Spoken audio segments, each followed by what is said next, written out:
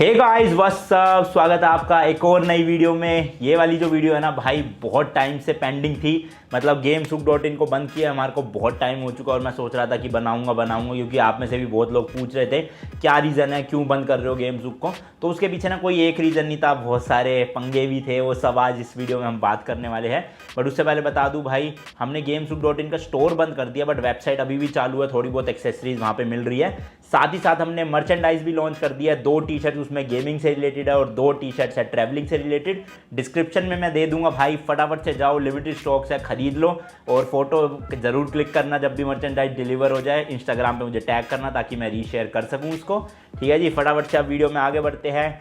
GameSuk.in क्यों नहीं चल पाया, क्यों बंद करना पड़ा, क्या क्या रीजन थे। सबसे पहले तो बात करते हैं, जब हमने स्टोर शुरू करना था ना या बिजनेस शुरू करना था, उससे पहले बहुत चैलेंजेस आते हैं। आपको सब चीज़ों की नॉलेज लेनी पड़ती है कि कहाँ से स्टॉक उठाया जाए, कैसे कैसे बेचा जाए। ऑनलाइन की पूरी नॉलेज रखनी पड़ती है। ऑनलाइन वेबसाइट, रेजर पे, शिप रॉकेट, मतलब घर बैठे बैठे आपके पास डिलीवर कैसे करें। कैश ऑन डिलीवरी का बहुत सीन था, बट वो हम कर नहीं पाए थे कभी भी। तो ये सब प्रॉब्लम्स ना स्टार्टिंग से मतलब होती है, बट धीरे धीरे सॉल्व होती रहती है जब आप एक बार घुस जाते हो किसी बिजनेस में।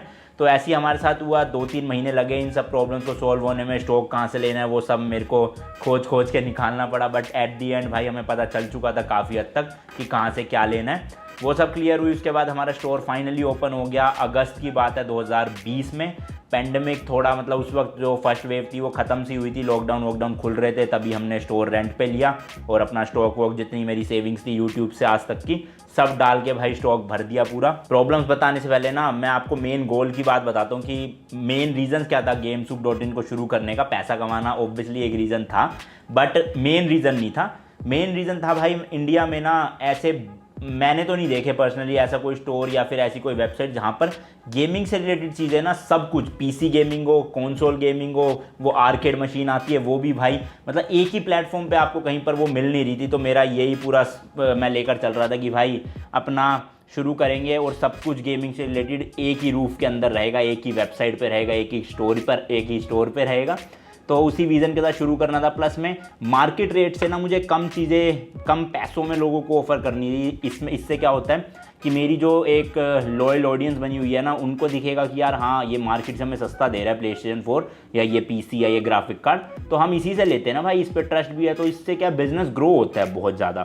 तो मेन फोकस ये था कि शुरू में कमाए ना हम ज़्यादा, बट एटलीस्ट जितने खर्चे हैं, स्टोर का रेंट है, बिजली का बिल है, लड़कों के जो सैलरीज वगैरह थी, जो भी काम करते थे वो सब बस निकल जाए करे 2-3 साल तक। तो भले ही प्रॉफिट आए ना है, मुझे उससे मतलब नहीं था, बट मेन गोल था कि सस्ता देना है बाजार से भाई लोगों को। वीडियो में आगे बढ़ने से पहले ना मैं आपको एक प्रोडक्ट के बारे में बताना चाहता हूँ, जो कि है ये वाओ लाइफ साइंस का green coffee bean extract capsule. जब से मैंने अपनी डाइट और फिटनेस पे ध्यान देना शुरू किया ना, तब से मैं इसको यूज कर रहा हूँ। ये एक प्रीमियम डाइटरी सप्लीमेंट है जो कि सपोर्ट करता है आपके बॉडी वेट को मैनेज करने में। Green coffee beans coffee plant की बेरीज होती है जो कि अनड्राइड एंड अनरोस्टेड होती है।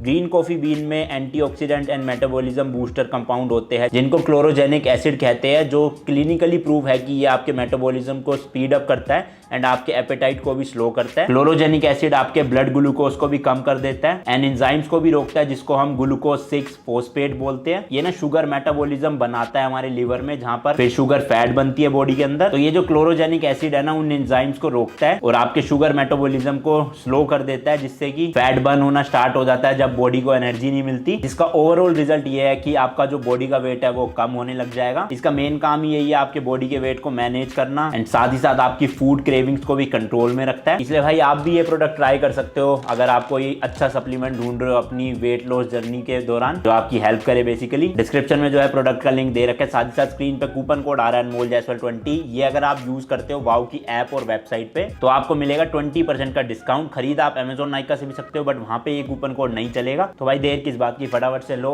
और वीडियो कंटिन्यू करते हैं। इसके बाद भाई शुरू के 2-2.5 महीने स्टोर हमारा काफी अच्छा चला। आपका रिस्पॉन्स भी तगड़ा है, सेल्स भी अच्छी हो रही थी, प्रॉफिट भी, मतलब जितना पैसा हमें चाहिए था अपने एक्सपेंसेस कवर करने के लिए वो सब निकल रहा था। बट उसके बाद आती है हमारी सबसे बड़ी प्रॉब्लम, जो कि हुई हमारी कंसोल्स की गेम्स के जो डिस्ट्रीब्यूटर थे उनसे। सोनी वालों से नहीं हुई है, ये कोई थर्ड पार्टी कंपनी है जो मैं आपको मतलब नाम नहीं लेना चाहता मैं। तो सीन क्या हुआ भाई, मैं बताता हूँ आपको। जो PS5 की गेम्स थी ना, वो उनका MRP आता था लगभग 4,000 रुपये का, ठीक है। तो वो हर जगह मार्केट में ना 10% डिस्काउंट पे मिलती थी, यानी कि 3600 रुपीज़ की। अब मैंने वही सेम चीज़ करी, जब करोल बाग में उतने की मिल रही है, पालिका में उतने की मिल रही है, चांदनी चौक में उतने की मिल रही है, दूसरे सिटीज़ में उतने की मिल रही है, तो हमने भी अपनी वेबसाइट पे 3600 उसका प्राइस डाला, उल्टा मतलब 3599 रुपीज़ डाला और शिपिंग फ्री कर दी। मैंने कहा घर बैठे बैठे लोगों को 3600 की देंगे, जबकि आपको मार्केट्स में जाना पड़ता था। अब उनमें से कई डीलरों को मची भाई थोड़ी सी चुल कि इसकी ऐसे कैसे सेल्स हो जाएगी, जबकि हम तो भाई 10-12 पीसीज लेते थे हर गेम के शुरू में, वो थे 100-200 पीस बेचने वाले।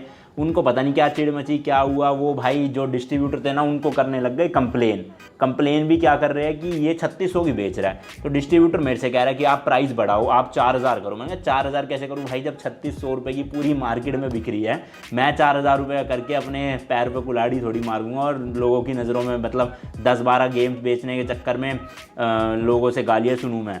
तो ऐसे ऐसे चलता रहा। पहली गेम लॉन्च हुई, दूसरी गेम लॉन्च हुई, तीसरी गेम के बाद भाई उन्होंने देना ही बंद कर दिया हमें। जो डिस्ट्रीब्यूटर था कह रहे हम आपको देंगे नहीं, आप सस्ती बेचते हो। मैंने कहा सस्ती बेचता कहूँ भाई, सबके सब उतने में बेच रहे 3600 की, मैं अकेला कोई अनोखा थोड़ी हूँ, या मैं कोई 3000 की बेच रहा हूँ अपने लॉस करके, वो भी बात है कि हाँ, बट जब सब बेच रहे हैं ठीक है। बट फिर भाई उनकी भी बात जेन्युइन थी कि हम वेबसाइट से बेच रहे हैं तो कल को अमेज़ोन भी फिर 3600 की कर देगा, तो वो दिक्कत होती डीलर्स को। और फिर दूसरा वो कह रहे थे आप वेबसाइट पे मत डालो, आप भले वीडियो में बोल दो प्राइस 3600, बट भाई हमारी जब सेल ही वेबसाइट से हो रही है तो मैं वेबसाइट पे अपलोड नहीं करूँगा तो बिकेगी कैसे, है ना भाई। हमसे लोग पूरे इंडिया से खरीद रहे हैं तो वेबसाइट के थ्रू ही तो खरीद रहे हैं ना। अब मैं वेबसाइट पे अपलोड ही नहीं करूँगा तो वो खरीद ही नहीं पाएंगे, मतलब आपको स्टोर आना पड़ता। तो फिर वहाँ से पहला हमारा झटका लगा कि भैया जो पूरा सपना था ना सब कुछ एक ही रूफ़ के अंदर रखने का, वो अब टूट चुका था, क्योंकि हम गेम्स में अब डील नहीं कर पा रहे थे। सिर्फ जो सोनी के एक्सक्लूसिव टाइटल्स थे वो हमें मिल जाते थे कहीं ना कहीं से, वो भी बहुत महंगे मिल रहे थे, तो इसलिए हमने गेम्स बेचना बंद कर दिया उस टाइम पे। उसके बाद दूसरी प्रॉब्लम आई भाई प्ले स्टेशन के स्टॉक से रिगार्डिंग, जितना भी हार्डवेयर था प्ले स्टेशन का। अब एक्सबॉक्स तो इंडिया में वैसे भी नहीं बिकती, उसका स्टॉक तो भाई कुछ भी हो रहा हो दुनिया में मिल ही जाता है, बट जिसकी डिमांड थी प्ले स्टेशन 4 की, उनके कंट्रोलर्स की, उनके एक्सेसरीज़ की, VR की, ये सब हमारे पास डिमांड बहुत आ रही थी, बट भाई हमें पीछे से सप्लाई नहीं मिल पा रही थी। दिक्कत ये थी उस टाइम पे लॉकडाउन कहीं से इंपोर्ट एक्सपोर्ट का दिक्कत आ रही थी, तो महीने की मान लो हम बेच सकते थे 10 पीस, लेकिन हमें मिल रहे हैं 2 पीस, तो उससे हमारा जो वो एक्सपेंस है वो कवर हो ही नहीं पा रहा था। 2-2 कंसोल बेच के भाई क्या ही कर लेंगे, है ना। तो वहाँ पर वो सबसे बड़ी दिक्कत आने लगी, हमें हार्डवेयर नहीं मिल रहा था कहीं से भी। तीसरी दिक्कत आई भाई अमेज़ोन से। कुछ PC पार्ट्स ऐसे थे, SSD हो गया, हार्ड डिस्क हो गया, रैम हो गया, ये सब, या फिर मॉनिटर हो गए, ये सब भाई अमेज़ोन पे इतने सस्ते, मतलब जितने का हमें नहीं पड़ रहा ना डिस्ट्रीब्यूटर से, उससे सस्ता अमेज़ोन बेच रहा है। तो मतलब हमें कोई चीज़ 100 रुपये की मिल रही है, हम उसको भाई 105 रुपये का बेच रहे हैं, जबकि वो मार्केट में 110 की बिकती है। ठीक है, हम 105 का बेच रहे हैं, लेकिन अमेज़ोन भाई 95 का बेच रहा है। हम 100 रुपये का खरीद रहे हैं, अमेज़ोन उससे भी कम बेच रहा है। तो वहाँ पे फिर हमारे को लोगों को कोटेशन देने में दिक्कत आ गई। हम फिर पूरे PC बिल्ड का ही प्राइस देते थे, क्योंकि अगर हम इन 3-4 चीज़ों का प्राइस देंगे तो वो देखेंगे अमेज़ोन से कि ये तो सस्ता मिल रहा है अमेज़ोन पर, ये महंगा मिल दे रहे हैं। बट भाई उसमें हमारी कोई गलती नहीं थी, हमें ही वो महंगा मिल रहा था, तो मतलब पीछे से ही महंगा आ रहा है, तो भाई हम उससे कम में थोड़ी बेच पाएंगे। बाकी कंपोनेंट्स में ठीक था, इसलिए हम सारा एक ही साथ कॉम्बिनेशन करके, जैसे PC बिल्ड कोई 50,000 का, तो हम 50,000 की कोटेशन देते थे सीधा, एक एक कैबिनेट, एक एक रैम, एक एक हार्ड डिस्क, इनका प्राइस नहीं लिख के देते थे। चौथी सबसे बड़ी प्रॉब्लम आई जिसने पूरा झटका दे दिया GameScoop.in को, वो थी GPU की शॉर्टेज। अब वो लॉकडाउन की वजह से थी, इंपोर्ट एक्सपोर्ट बंद था, या फिर माइनर्स जो थे वो ले रहे थे, क्योंकि बीच में माइनिंग बहुत चल पड़ी थी। बिटकॉइन आपने देखा होगा कहाँ पहुँच गया था, और अब तो खैर कहाँ पड़ा हुआ है, मतलब वो तो कुछ सपने जैसा ही था बिटकॉइन वालों के लिए।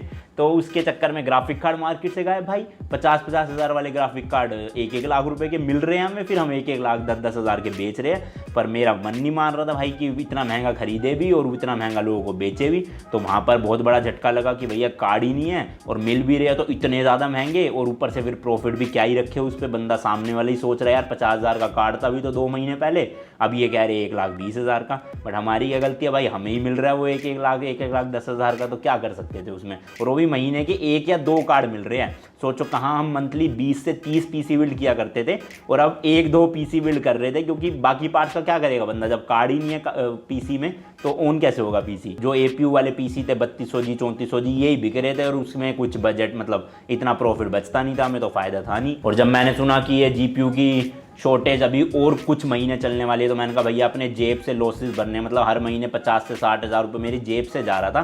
तो मैंने सोचा यार अब बंद करते हैं, ठीक है छोड़ो, वेबसाइट चालू कर देंगे जो अभी भी चालू है। आप वहाँ से हेडफोन्स वगैरह थोड़े बहुत खरीद सकते हो, मर्चेंडाइज खरीद सकते हो, लेकिन स्टोर के सैलरीज देना, रेंट देना, बिजली का बिल देना, ये सब फिर कहाँ से निकालेंगे भाई जब हमें सामान ही नहीं मिल रहा। डिमांड थी नो डाउट, आपने बहुत अच्छा रिस्पॉन्स दिया था GameSup.in को, बट ये सब फैक्टर्स की वजह से चल नहीं पाया ढंग से। हमें शॉर्टेज थी माल के वगैरह, मतलब इसकी स्टॉक वगैरह की। हो सकता है आने वाले टाइम में भाई जब थोड़ी और मोटी इन्वेस्टमेंट होगी हमारे पास, जब सिचुएशन अच्छी होगी तो हम वापस से खोल लेंगे। और हाँ, एक प्रॉब्लम और आई थी, जब हमने बंद कर दिया ना तो बचा हुआ स्टॉक मैं डीलर्स को देने के लिए कह रहा था। तब मुझे पता चला भाई कुछ ऐसी चीज़ें हैं जैसे SSDs वगैरह हमें बहुत महंगी मिलती थी as compare to other dealers. जैसे नेहरू प्लेस में मान लो कोई बंदा है राम, ठीक है, उसको वो सेम डिस्ट्रीब्यूटर एक SSD दे रहा है 10 रुपये की, और वही सेम डिस्ट्रीब्यूटर SSD हमें दे रहा है भाई 12 रुपये की। मतलब कि हमारे प्रॉफिट मार्जिन इतने कम थे, हम फिर भी 12 की जगह 13 की बेचते थे, और वो 10 रुपये की लेके 15 की बेच रहा था। सोचो नेहरू प्लेस वाला बंदा। तो वो भी सुन के थोड़ी हैरानी हुई भाई, उस टाइम पे पता नहीं था ये सब भी है।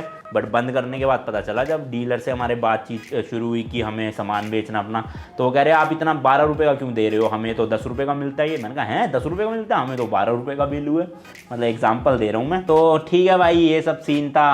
मैंने सोचा एक वीडियो बनानी ज़रूरी थी, जैसे स्टार्टिंग में आप मेरे साथ थे पूरे GameSup की जर्नी में, उसी तरह मैंने सोचा जब ये बंद हुआ तब भी आपको रीजंस देना ज़रूरी था। बाकी वाओ का जो ये कैप्सूल है, इसका प्रोडक्ट का लिंक मैंने डिस्क्रिप्शन में दे रखा है, ज़रूर ट्राई करना आप। मिलता हूँ आपसे नेक्स्ट वीडियो में। Till then goodbye and as always, तीखे रास्तों पे नहीं पड़ना फीका। बाय।